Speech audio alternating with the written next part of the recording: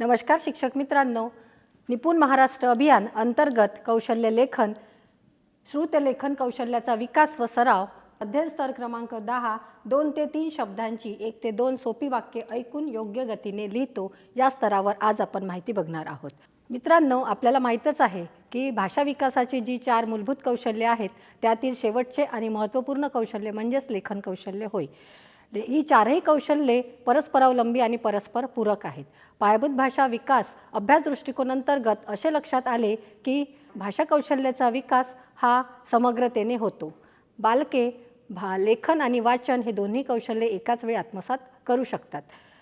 त्याचबरोबर निपुण भारत अभियानात भाषा विकासाकरिता संतुलित दृष्टिकोन ही संकल्पना मांडण्यात आलेली आहे। तर आज आपण लेखन कौशल्य आणि लेखन प्रक्रिया यावर बोलणार आहोत। तर लेखन म्हणजेच मनातील विचार, भावना, कल्पना लिपीच्या माध्यमातून कागदावर व्यक्त करणे होय। लेखन ही केवळ शब्दांना एकत्र जोडण्याची प्रक्रिया नसून माहिती, कल्पना सुसंगतपणे एकत्रीकरण करण्याची प्रक्रिया होय। लेखन हे मुलांच्या त्यांच्या विचारांना चालना देण्यास, आकार देण्यास, व्यक्त करण्यास, अभिव्यक्त होण्यास तसेच इतरांपर्यंत पोहोचविण्यास सक्षम बनविते। आपल्या मनातील विचार व्यक्त करायचे असतात याची जाणीव झाली की बालके अक्षरे ओळखण्यापूर्वीच आपल्या मनातील विचार तिरप्या, आडव्या, गोल अशा विविध आकारातून व्यक्त करण्याचा प्रयत्न करतात। तसेच ते त्यांचा अर्थ देखील सांगतात। त्यानंतरच्या टप्प्यात चित्र रेखाटणे, अक्षरे गिरगिटणे, ऐकलेली गोष्ट चित्ररूपात मांडणे अशा विविध पद्धतीने आपले विचार लिपिबद्ध करतात। त्यानंतरच्या टप्प्यात स्वनिर्मित अक्षर लेखनातून योग्य अशी शब्दरचना होते।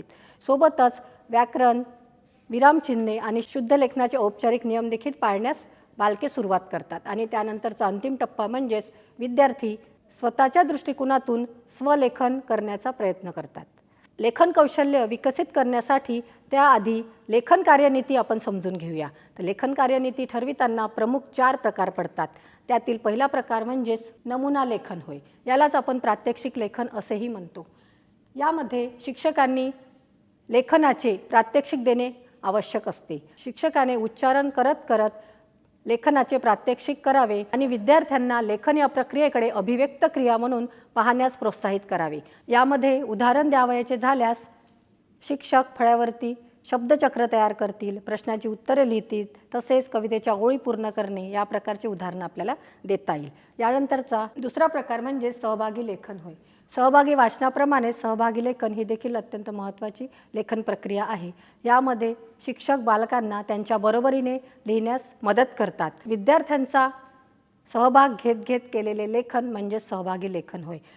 यासाठी उदाहरण द्यावयाचे झाल्यास अपूर्ण गोष्ट पूर्ण करणे, गोष्ट वाढविणे, चित्रावरून गोष्ट तयार करणे, शब्दसाखळी, घटनाक्रम तयार करणे या प्रकारे देता येईल।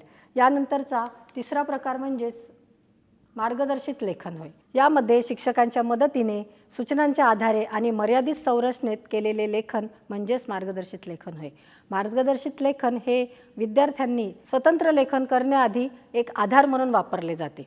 यामध्ये शिक्षक अथवा मार्गदर्शक विद्यार्थ्यांना टप्प्याटप्प्याने मदत करतात। यामध्ये उदाहरण सांगावयाचे झाल्यास शब्दडोंगर तयार करणे, वाचनपाठ तयार करणे, थीम देऊन किंवा एखादा शब्द देऊन लेखन कार्य करणे, माझा आवडता प्राणी यावर निबंध लिहिणे। यामध्ये शिक्षक विद्यार्थ्यांना टप्प्याटप्प्याने मदत करतो। जसे की तुझा आवडत्या प्राण्याचे नाव काय आहे, त्याला किती पाय आहेत, त्याचा रंग कसा आहे, तो काय काय खातो, तो कुठे राहतो, तसेच त्याचे गुणवर्णन इत्यादी बाबत टप्प्याटप्प्याने जर मदत केली तर विद्यार्थी यापुढे स्वतंत्र लेखन करण्यास प्रेरित होतो। स्वतंत्र लेखन म्हणजेच कोणत्याही बाह्य मदतीशिवाय, सूचनेशिवाय, मर्यादित संरचनेच्या आधाराशिवाय केलेले लेखन होय। विद्यार्थी जेव्हा स्वतःचे विचार स्वतःच्या शैलीत, स्वतःच्या भाषेत आणि स्वतःच्या संरचनेत मांडतो तेव्हा त्याला स्वतंत्र लेखन असे म्हणतात। स्वतंत्र लेखन करताना विद्यार्थ्यांना स्वतःहून लिहिण्यास वेळ द्यावा लागतो। जसे विद्यार्थ्यांना कविता लेखन, कथा, जाहिरात, सूचना, संदेश, परिच्छेद या इत्यादी लिहिण्यास प्रोत्साहित करावे, जेणेकरून विद्यार्थ्यांची कल्पनाशक्ती आणि त्यांच्या सर्जनशीलतेला चालना मिळेल।